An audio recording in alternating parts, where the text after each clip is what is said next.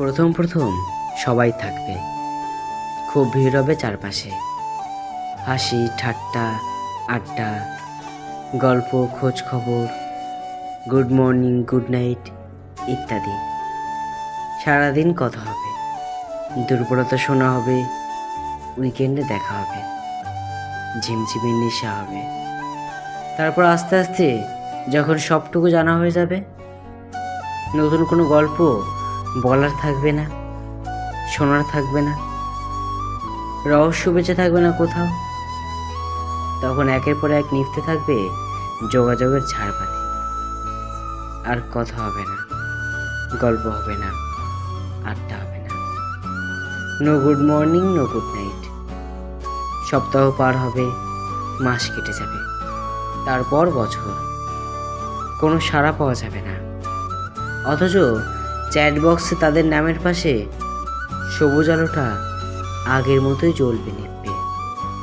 আমরা দেখব, তবুও ওই জল আর নিভে যাওয়ার মধ্যেখানে সময়টার শরিক হতে যাব না।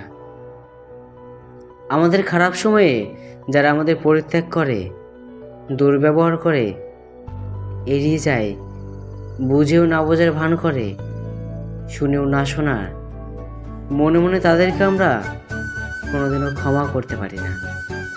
সে যেই হোক না কেন, যত কাছের সম্পর্কই হোক না কেন, তার দেওয়ালে ফাটল ধরে। না চাইতেও বারবার মনে পড়ে যায় আমাদের ব্যক্তিগত অন্ধকারে কিভাবে তারা নিভিয়ে দিয়েছিল সাহায্যের আলো, ঠেলে দিয়েছিল আরও গহীন আধারে।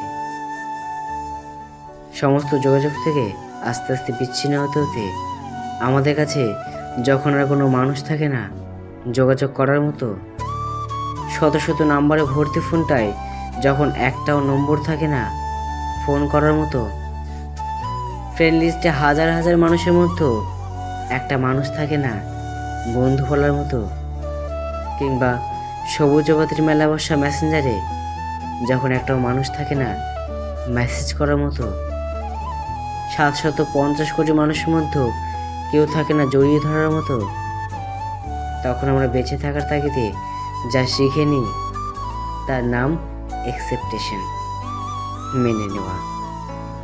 ভিড়ের মাঝে দাঁড়িয়ে থেকে একলা হওয়ার এক অদ্ভুত যন্ত্রণা, ভালোবাসার কাঙাল হয়েও জড়িয়ে ধরার মতো একটা মানুষ না থাকার এক অদ্ভুত যন্ত্রণা।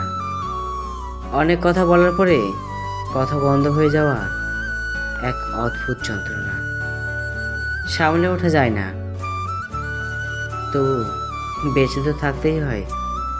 তুমুল যন্ত্রণার শেষে সবটুকু মেনে নেওয়াই হলো সেই ওষুধ যা আমাদের বাঁচিয়ে রাখে। তারপর একদিন তুমি বুঝবে তুমি সেই মানুষটা যে প্রতিবার প্রথমে ফোনটা করে, যে প্রথমে মেসেজটা পাঠায়, প্রতিবার কিরে কেমন আছিস, সব ভালো তো জিজ্ঞেস করলে তবেই উল্টো দিক থেকে ভেসে আসে ভালো, তুই ভালো। হাসি মুখে কথা হবে, তবুও মনের মতো কোথাও একটা খচখচ করবে, প্রশ্ন জাগবে, কই আমাকে তো কেউ নিজে থেকে কখনো যোগাযোগ করে না। কারো কি আদৌ যায় আসে আমার থাকা বা না থাকায়? আমি কি তবে বিরক্ত করি সবাইকে? এবং এই দ্বিধাবুকে নিয়ে তুমি একদিন নীরব হবে, আর কাউকে নিজে থেকে ফোন বা মেসেজ করবে না, এবং আবিষ্কার করবে যে তোমার সাথে নীরব হয়েছে তোমার হোয়াটসঅ্যাপ, তোমার মেসেঞ্জার, তোমার কল লিস্ট।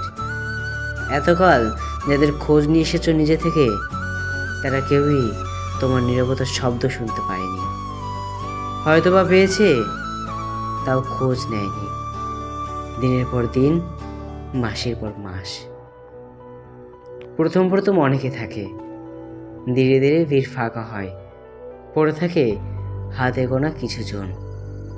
শুধুমাত্র 2-1 থাকবে যারা তোমার নীরবতা ভঙ্গ করে বারবার জানান দেবে যে তারা আছে। তাদের যায় আসে তোমার থাকা বা না থাকায়, তাদের মেসেজে ভর্তি হবে তোমার ইনবক্স, তাদের নম্বর ভেসে উঠবে তোমার স্ক্রিনে, যারা আমাদের সমস্ত রহস্য উন্মোচনের পরেও সমান আগ্রহ নিয়ে পাশে থেকে যায়। গুড মর্নিং না পেলে দুশ্চিন্তা করে, গুড নাইট পেলে শান্তিতে ঘুমায়, ঝিমঝিমে নেশায় কাঁধ এগিয়ে দেয়। আমরা তাদের কাঁধে মাথা রেখে বুঝতে শিখি অনেকে নেই তো কি হয়েছে, এই কিছুজনই আমাদের কাছে অনেক।